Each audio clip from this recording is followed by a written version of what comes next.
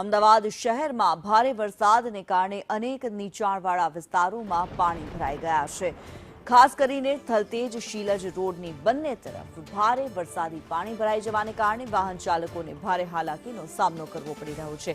રસ્તાઓ પર પાણી ભરાઈ જવાને કારણે અનેક ચાલુ વાહનો અચાનકથી જ બંધ થઈ ગયા હતા, જેને લઈને નાગરિકોમાં વહીવટીતંત્ર સામે રોષ જોવા મળી રહ્યો છે।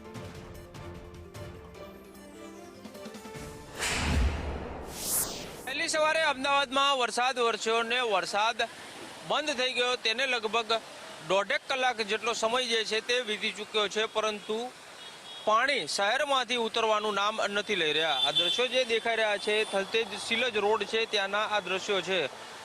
સમગ્ર રોડ જે છે તે પાણીમાં બંને તરફ ગરકાવ થઈ ગયો છે। તો વરસાદના કારણે અહીંયા જે મસ્ત મોટું ઝાડ હતું તેની ડાળખીઓ છે તે પણ રોડ ઉપર ખરી પડી છે ને તેના કારણે પણ ટ્રાફિક જામની સ્થિતિ છે તે સર્જાઈ છે।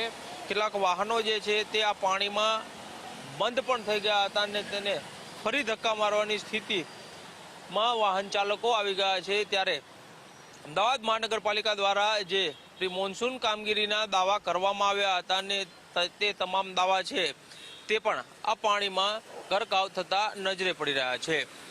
કેમેરામેન પુખરાજ શર્મા સાથે કશ્યપ જોશી, સંદેશ ન્યૂઝ।